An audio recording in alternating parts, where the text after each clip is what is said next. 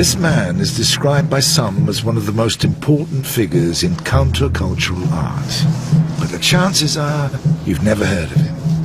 Most of his work no longer exists and was painted illegally in the first place. King Robbo is a wanted man and protects his identity for fear of arrest. He's a myth. He's a legend. It's like the outlaw Jessie James. Like, does he live? Is he dead? Where is he? He's one of the pioneers of graffiti writing, a movement that champions freedom of expression and can be seen on street corners all over the world. I do class myself as an artist, but also I can be a vandal at times, you know, when I let that little monster out of the cage. This is Banksy, the enigmatic street artist who also came from graffiti, but has sold a popular and commercially successful version back to the world. Counterculture's against hedge fund managers and bankers, you know, and they're the ones who don't buy Warhols and Picassos anymore, they buy Banksys. But while Robbo's graffiti writing is reviled and criminalised, Banksy's street art is feted by celebrities and endorsed by the authorities. There's someone saying, clean it off, and if it's a Banksy, leave it. The differing treatment of Robbo and Banksy is symptomatic of a wider battle between street art and graffiti, and until recently, both men were a universe apart. That was until one of them committed an act deemed so hostile it shocked the graffiti world. It's caused fights. Blood is drawn for the disrespect that it caused. And started the most divisive art feud since Matisse and Picasso. It is a graffiti war. He started it, and, you know, I'll carry on until I'm finished.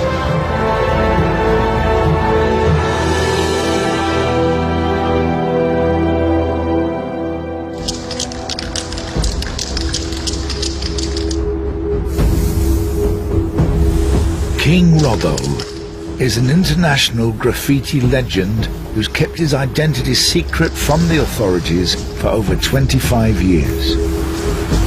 A founding father of the British graph scene, he achieved infamy and respect in equal measure during the 80s, when his tag appeared all over London's trains and underground system. This is the tag, with the R, the O, the B, the B, and the O. And there's my little devil tail that comes through it. This is your basic tag. Well, it's not a basic tag, that's the best tag you'll ever see. After a tag, you'll get the one-letter throw-up. There we go. And it's all just one movement. It's to be done quickly, and it's a baby R. My baby. This was like my trademark in the 80s. It was on every train going.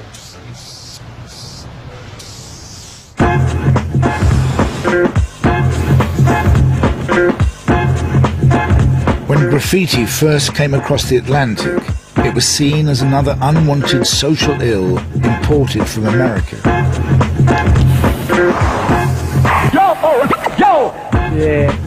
For the teenage Robbo from a tough London council estate, bombing the trains was the way to raise a big middle finger to authority, as well as an opportunity to get his art seen by as many people as possible. An art gallery on wheels. For a graffiti writer, that's the ultimate goal, is to do the trains. If you've got a piece running across London, you've got hundreds of thousands of people who are going to see it. I mean, a piece of artwork running live for everyone to see. And there's nothing more exciting than that, you know? You catch the last train to whatever yard you was going to. You'd check it all out, make sure there was no police creeping around or anything. Under the cover of darkness, usually very little light, you'd go to work doing your pieces. You might do 20 or 30 trains. That's just bombing, bombing, bombing, bombing. And I was doing that for years. You live graffiti 24/7. Where you could get caught at any moment. You're living on the edge. It was about the adrenaline rush out of it. Better than drugs and drink, and that was my drugs and my drink. It was going out doing graffiti.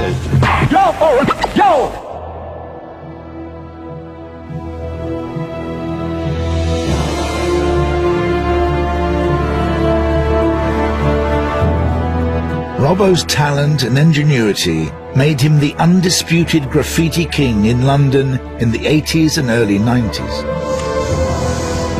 The reason Robbo has got so much respect is because he worked out how to get in pretty much every train yard in London, you know, before anyone else was going to any of the yards. He was the one who worked out, you know, how to get in, how to get out, how to do it properly. He was the one who smashed it all city. Like, you can't really have any more respect for anyone, and anyone who's got the most remote idea about how graffiti works would automatically know that.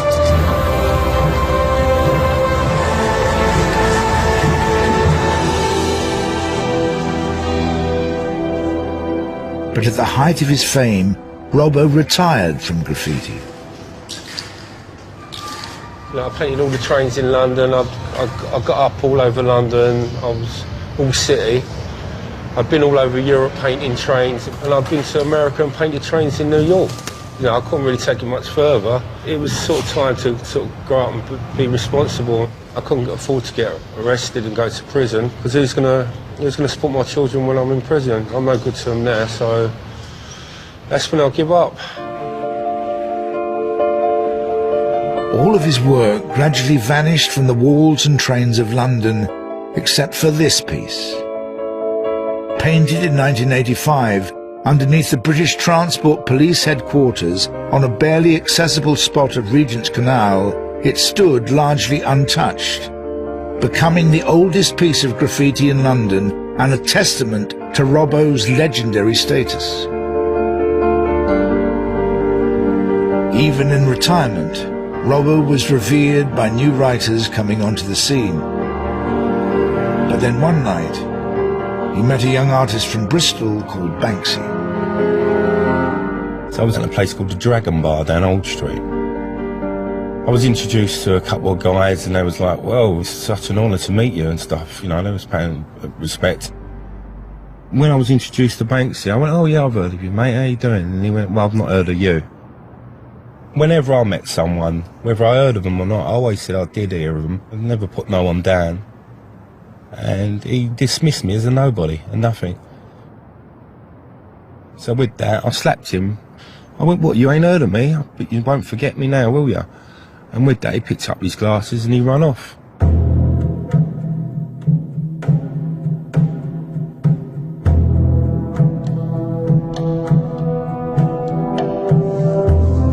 Ben Iron is a graffiti writer turned street artist who has worked with both Robbo and Banksy. He's aware their differences are more than just personal. I knew of Robbo a long time before I met him. He was definitely one of the graffiti writers that I would kind of look up to. I've been out painting with Banksy a few times. Different doing street art than doing graffiti. Going out with Robbo, it'd be like a can of paint and just trying to do tags in places when people aren't looking. And then going out and painting stuff with Banksy was kind of, we'd work out where it was we were going to paint it, when we could get away with it. A lot more thought went into it, a lot more preparation. Banksy didn't seem to make much of an impact as a graffiti writer, so he tried something different. Stencils. Sometimes of rats and human figures, sometimes of images borrowed from popular culture. I think what Banksy does is clever. You know, it appeals to people, it's funny, it's kind of vaguely political, you know, and he presents it in a way that is acceptable. With any kind of subculture, people want to buy into that, and he's done it very well. King adds, the author of many books on graffiti and street art, has no doubts about the importance of Banksy's use of stencils. Stencils have had an unbelievable effect on street art. If it wasn't for stencils, I wouldn't be here talking to a national broadcaster about what was essentially defined as vandalism. Banksy turned to stencils because it was quick, because it stopped him getting caught, and to quote him, it made a picture of a bunny look hard. Stencils took the street art from the street and put a price tag on it, made people want to invest in it. But while Banksy's work gained mainstream popularity, respect from the graffiti world was not forthcoming. Stencils is cheating. Why did he say it was cheating to do a stencil? It's just that old graffiti thing that real graffiti writers paint trains and real graffiti writers nick their paint and real graffiti writers do everything freehand, and using stencils is cheating. You know, street artists make work to sell work, to make money, to have shows in galleries, and all of that goes against what graffiti is all about. You know, graffiti is kind of about male ego and damage, and graffiti's got a lot of self-imposed rules. However, Banksy doesn't play by graffiti's rules, and never did.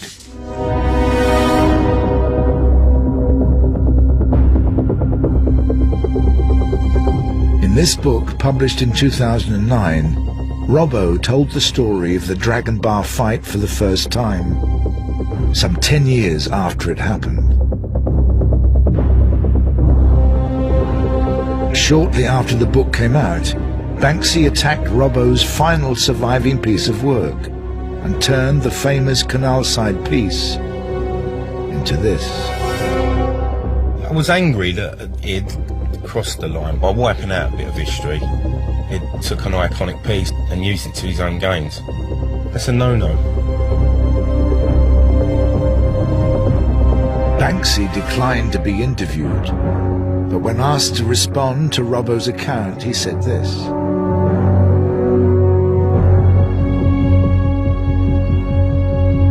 Banksy also supplied this photograph and says the canal piece was in such a bad state he didn't realise he was painting over a piece of London history.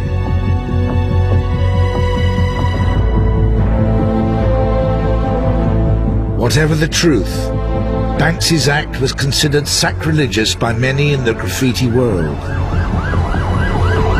and it brought King Robbo out of retirement. I'm checking out where all the cameras are because obviously I don't want to be caught on CCTV. You can end up in prison over this.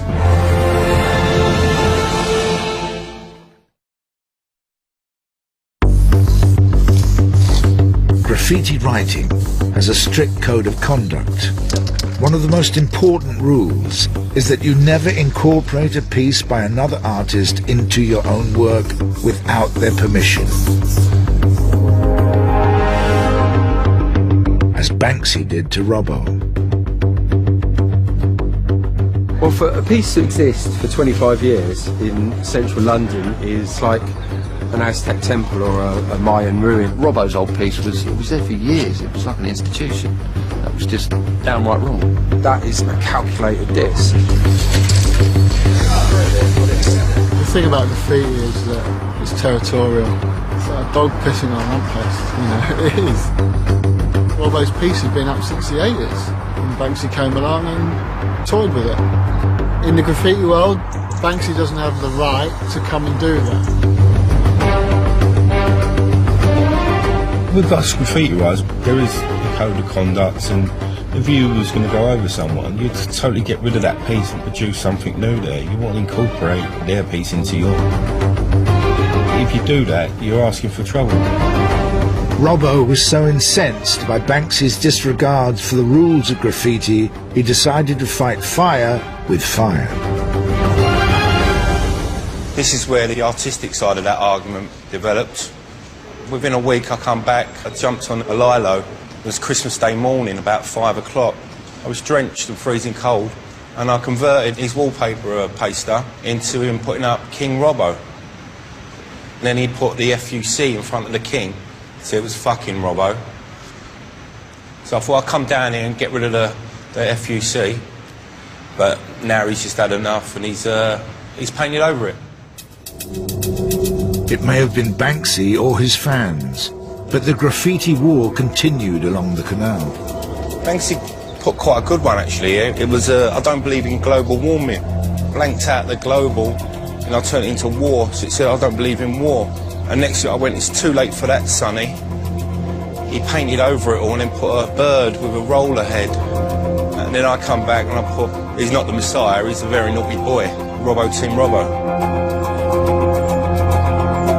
Team Robbo, it stands for anyone that believes Banksy done a wrong move by using someone else's artwork. And once you agree with that, you're Team Robbo. It's a loosely knitted thing. It ain't a crew where you got to be invited into it.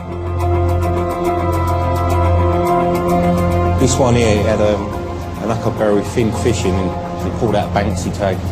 I got rid of the Banksy tag and I put a placard up there saying street cred. He's not got no street cred with real rioters because they just think he's a sellout who lives off graffiti. When I put street cred, he put a no fishing sign. It's pretty lame, really. What started off as tit-for-tat one-upmanship between Robbo and Banksy degenerated into a wider battle of vitriol and personal insults between Team Robbo and Banksy's fans. Then Robbo called into question Banksy's artistic integrity. He nicked the rats from Blek the Rat from France. He was the original rat stenciler. So I thought Banksy the Rat, so everyone gets the connection with Blek and Banksy.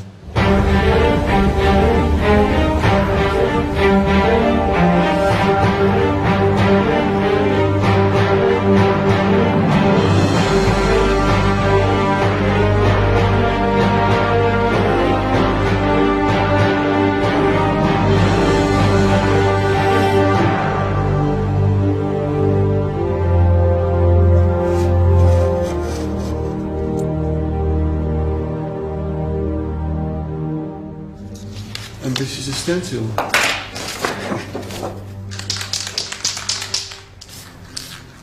This is my original rat that I used to spray in the streets of Paris in 1981.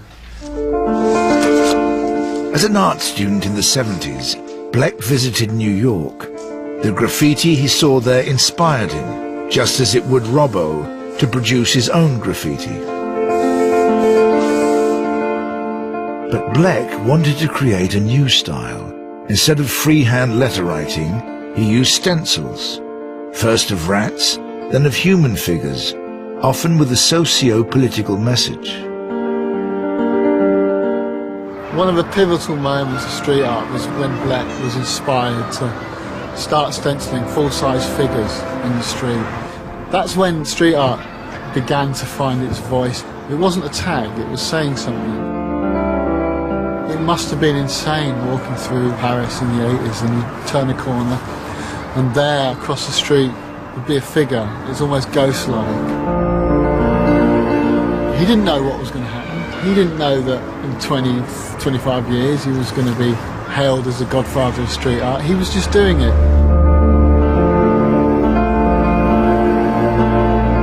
Nor did Blek realise that his own very individual style would be so closely replicated on the streets of Britain.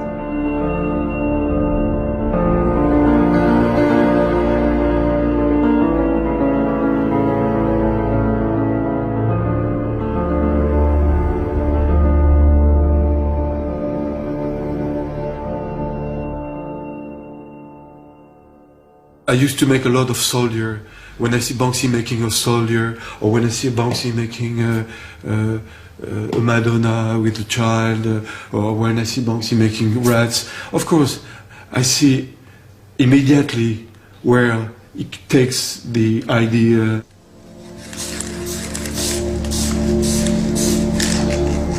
Banksy declined to comment on this, but in the past, he acknowledged his debt to Blek in a newspaper interview.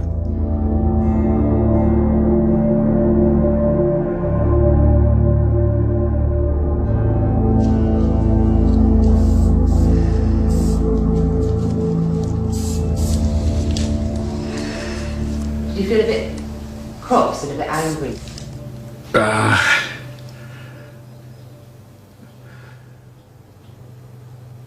difficult to say, you know. A little bit, yes, of course, because when you're an artist and you use your own techniques, it's difficult to find a technique, a style, you know, in art. So when you have a style and you see that someone else is taking your style and reproduce it, you don't like that. I'm not sure about his integrity, you know.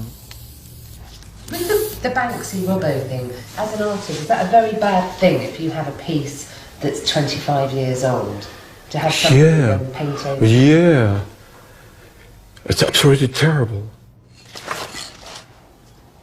Maybe he has to show his face now and say, I'm Banksy, and show that kind of guy he is. Because it's true that some people say, oh, Banksy is a prick, and other people have, a lot of young people, they consider Banksy like a god.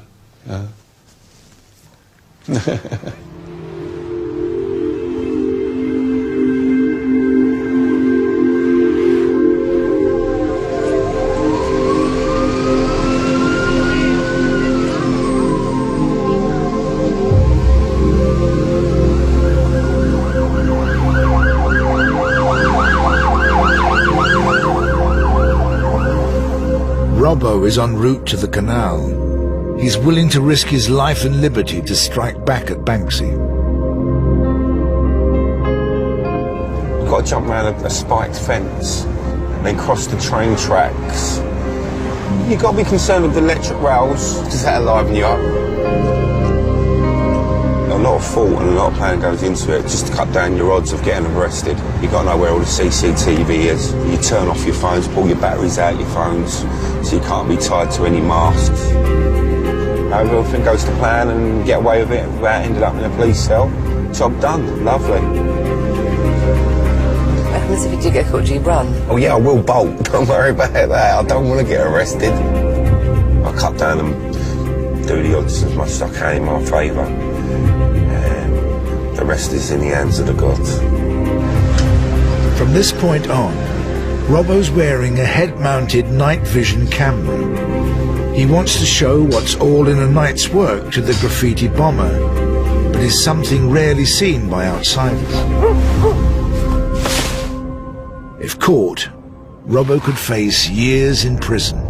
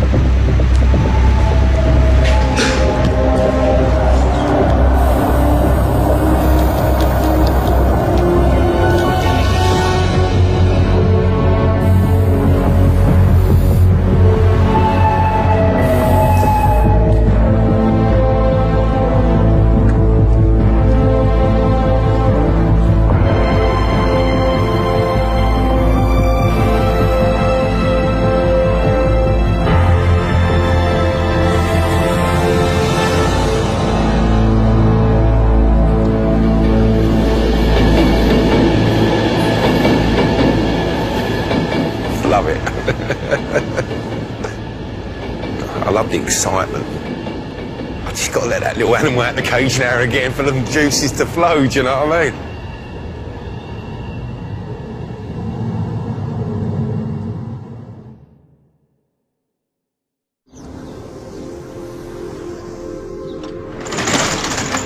A short walk down the towpath from the scene of Robbo's battle with Banksy, the graffiti war is raging on another front. Within Islington, we're trying to make our borough as clean, green and as attractive as we possibly can. Our policy on graffiti is that we don't allow graffiti. Graffiti is criminal damage. So people who are spraying graffiti onto walls or tagging are committing a criminal act. Yes, we have arrested people. We've been successful in taking a few people to court. And 2 or 3 people have actually been sent to prison for the mindless vandalism that they've caused.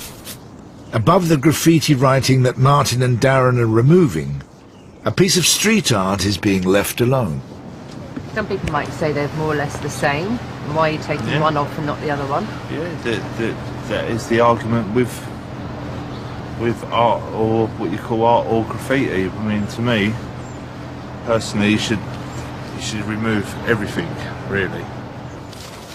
It's hard to decipher what is art and what is vandalism or criminal damage.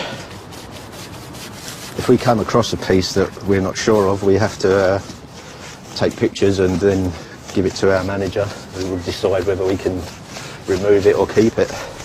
As the head of service, I do have some discretion, and with regard to street art, there are pieces of very attractive street art that feature in books and calendars and magazines and websites. With some of the Banksy work that we've got, my personal opinion is that they are very artistic. I genuinely believe that it does add value. So when you say add value, what does that mean? Well, the stuff that we've got, there are groups of people that come to look at this kind of work because work of Banksy's has been sold off for huge sums of money. Does it add value? Is it art?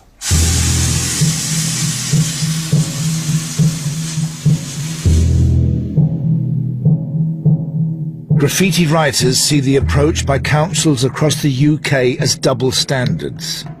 Writers routinely attack Banksy pieces in the street, leaving the onlooker in no doubt as to which guerrilla artists they support in the graffiti war.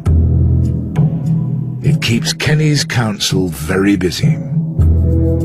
I think with some of the Banksy pieces that we've had vandalised, we have occasionally gone round there and repaired them.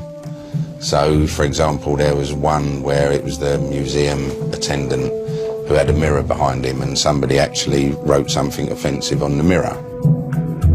Well, we could have easily have just painted the mirror out with white paint or whatever colour paint it was, but then the piece wouldn't have made any sense. So what the guys carefully did was actually paint out the slogan or the rude word so that the piece was whole again. It's got to a stage where graffiti is still 100% outlawed and it's still illegal unless you're Banksy when it's celebrated and preserved, which is, you know, that's good for Banksy, but it's kind of unfair on all the writers, because whether it is graffiti, whether it's street art, you know, when you come up before the judge, does the judge ask for a definition? Is he a graffiti artist or is he a street artist? Is he street artist? Oh, that's okay, we'll let you off. Graffiti? No. When asked to comment on being given preferential treatment, Banksy said this.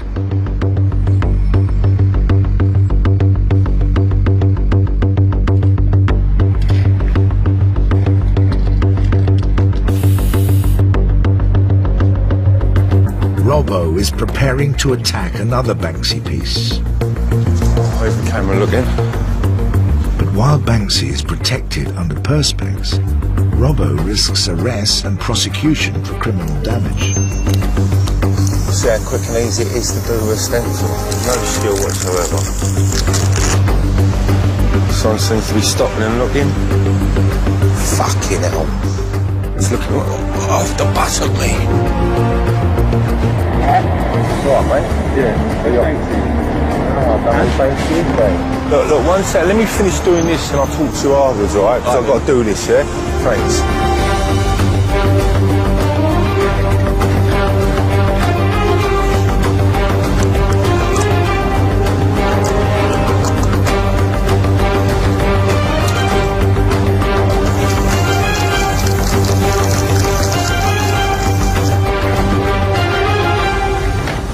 It's as easy and simple as that on a stencil.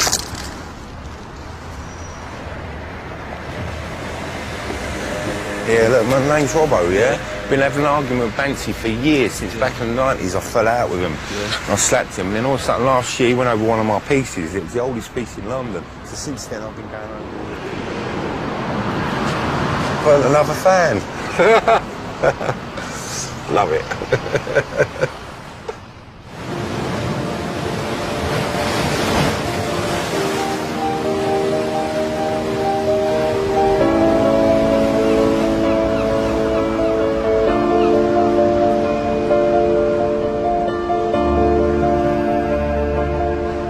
Why has it got perspex on it? Because someone from Team Robbo chucked paint over it and put a little Hitler moustache on the kiddie, and the council came down. They cleaned the graffiti off of it and stuck a sheet of perspex over it, and now it's protected for all eternity, so everyone can appreciate it. Which is quite funny. The irony of councils cleaning graffiti off of street art and then protecting it. It's pretty mad. But it's gone beyond the realm of local politics. Barack Obama used street art to become president. David Cameron used street art to become his friend. Yeah, I've got a painting in the White House. But do you know where it's hanging? Toilet. In this room of unwanted gifts, I don't know. I don't know. This is called 21st Century City, painted by Ben Ein and given to Barack Obama by David Cameron in 2010 on his first state visit to Washington. I thought it was quite interesting because I'd obviously been arrested a few times and I've got a criminal record. Before his international success as a street artist, Ben was an infamous graffiti writer. That was the thing that got me arrested loads and loads and loads. I used to run around everywhere tagging that. How many times did you get arrested? Quite a few, maybe as many as 20. I'd been arrested so many times and had so many fines that I was kind of giving the judge no other option but to send me to prison. Faced with a bleak future, Ben changed his approach. Gone was the hard-to-decipher code aimed at fellow graffiti writers. Here was a new style. Bold, giant lettering painted onto walls and shop security shutters. As Ben's work gained kudos around the art scene in London's East End, so did his freedom to paint wherever and whenever he liked. I've painted some really, really big walls that have taken days to paint, and I've painted them in broad daylight without permission. Because it was street art and not graffiti, I got away with doing it. What sort of response do you get now then from the police if you're out working? They come and talk to me. To think a few years ago they'd have chased us down the street and nicked us. The former graffiti vandal has even been invited to Downing Street for a personal audience with the Prime Minister. Mr. Cameron wanted to say thank you. We sat in the garden and had tea and biscuits. And chatted about art and chatted about the state of the country and...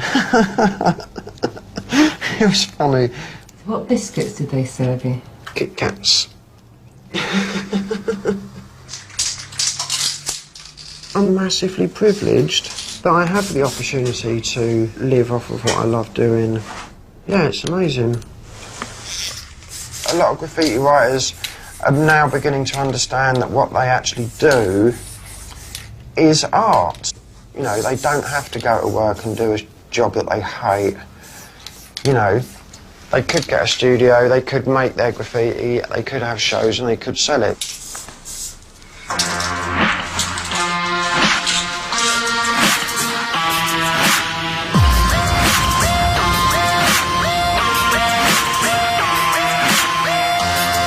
This is Mecca for the world's best street art and home to the galleries that bring it to a wider audience. An audience Robbo is now keen to engage.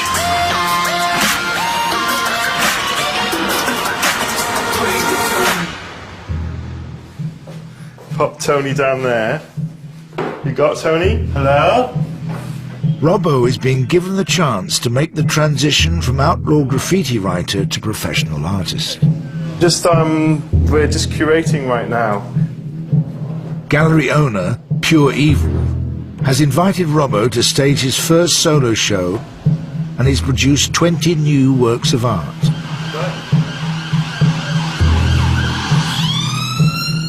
Tomorrow, they go on sale to the public. Oh, they do look nice, huh? You make an entrance, don't you? Make a big entrance. This gallery helped to establish Banksy as a selling artist. The fact Robbo is now exhibiting here has not gone down well with the stenciler's hardcore supporters. Banksy's fans, they're talking about coming to the gallery and flinging paint over all the artwork. Do you think they will come down and fling paint on it? Not when I'm here, they won't. I'm putting my head on the block because everyone's expecting graffiti and that, but I'm showing people that I'm more than just a graffiti artist, you know? Yeah, how bad would that be, making money out of something you love doing? The future Robbo wants, where he makes a living from his art, depends on whether or not this show is a success. So I'm on the eve, life-changing fucking experience, really. I never thought I'd ever do this. That art, when I was doing it, I never thought I'd see that in a gallery. I just wanted to see it on every train. Now look, it's hanging up. It's all about the art, baby. The art. I just hope everyone comes and has a good time, and, you know, with an open mind. Let me into their world. That'd be nice.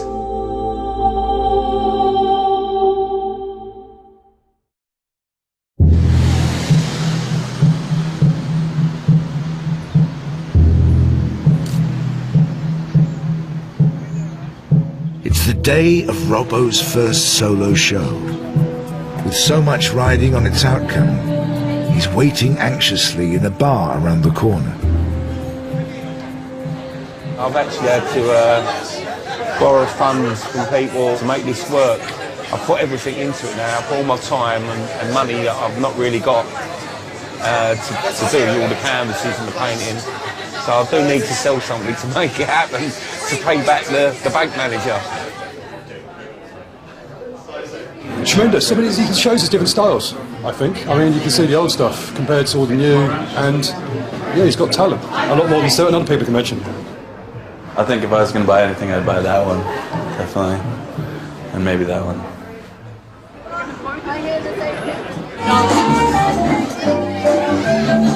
Hello? It's rammed.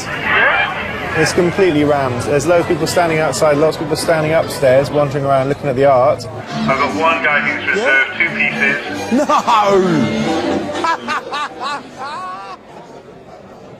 No! Also spotted in the crowd are 2 members of Team Banksy, a business associate and Banksy's PR agent.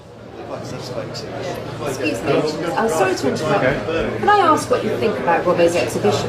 I'd rather not, is that right? Do you mind? I bet she's just come down to see if I'd used him in any way, shape or form. At the end of the day, all my stuff down there is not slagging off Banksy. Our war on the street, it's between us. Right, it's entertainment for everyone else, but when I do my show, it ain't about slagging Banksy off, it's about showing people I'm an artist. And that's what I've got tonight.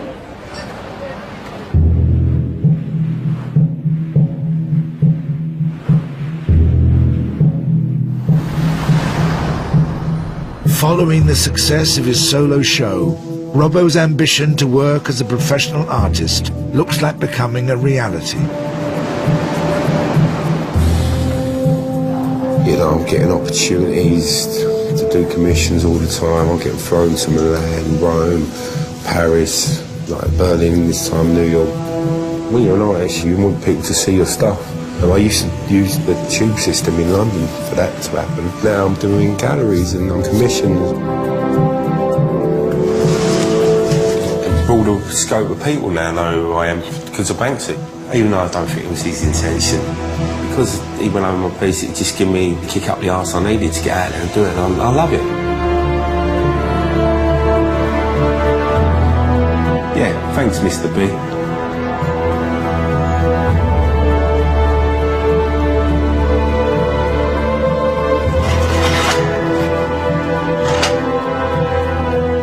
Robbo's been commissioned to promote a film premiering at the Berlin Film Festival, and is painting a portrait of the film star on this wall.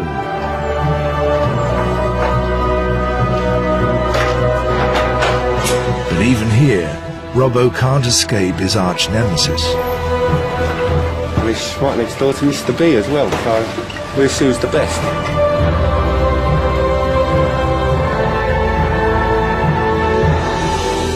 Let the art talk for itself. I'm going to do it freehand, whereas he can only stencil.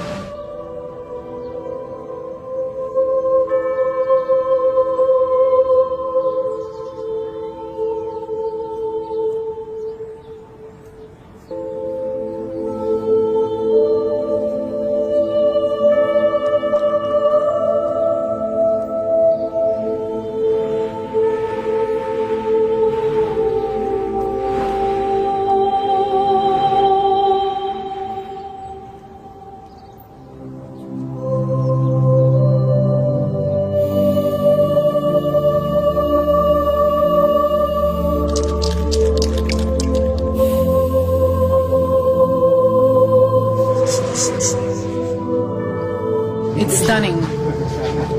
I'm excited for her to see it. Very pleased. I mean, like, come on. Who wouldn't, right?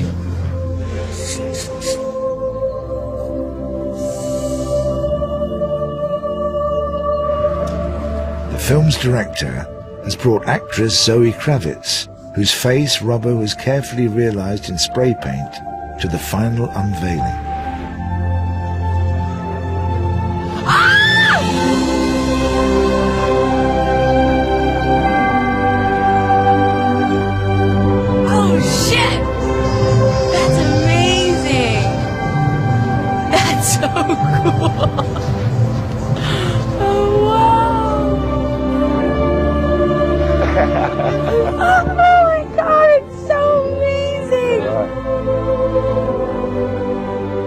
You know, he stands out for a reason, that his talent shows through his work, and you know, I think it's just the beginning for him, and I'm honored to be part of it.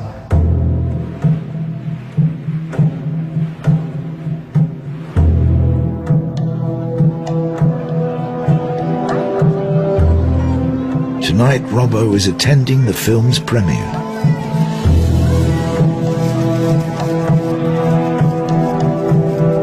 The only red carpet I've ever been on is during the 70s in my granddad's house. That's going to be a new experience. A boy from East London, and he's on the red carpet in Berlin, hanging about with directors and stars.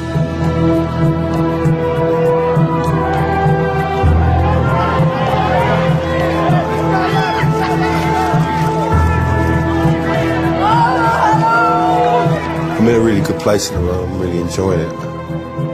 And I'm just looking forward to the future.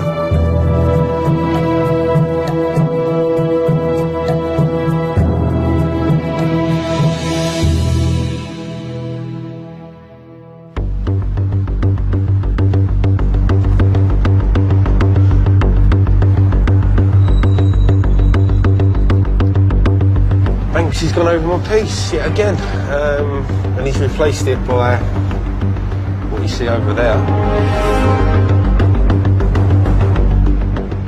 He ain't trying to be better than me with graffiti. He'll come and do something like that, some stencils and some chalk, you know. But, you know, I could do that. Who knows, I might even do it.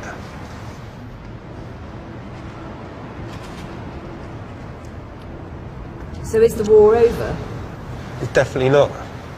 How can it be now? He's had the last say and I can't have that. With all the walls in London, he's come and gone over one of my pieces, which is not exactly easy to get to, so he's made it personal again. So what's next? I tell you what, why don't you come with me one night and I'll show you what's next. But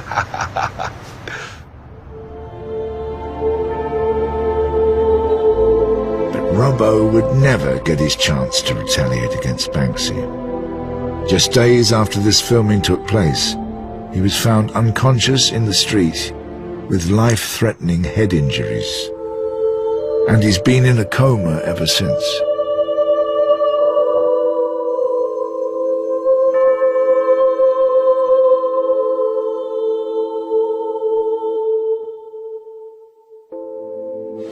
A Team Robbo exhibition goes ahead, giving friends and family the chance to celebrate the man whose career inspired a generation of graffiti writers and who poignantly was just about to get the respect he wanted as an artist.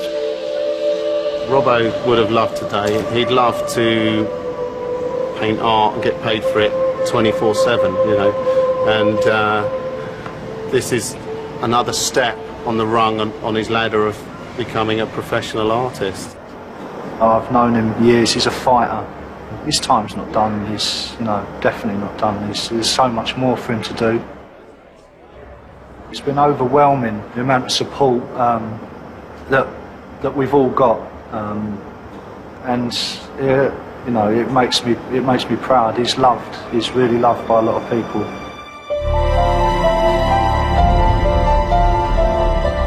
Out on the streets, the graffiti community is showing support by paying tribute to its king. And the war between street artists, graffiti writers, and the authorities continues.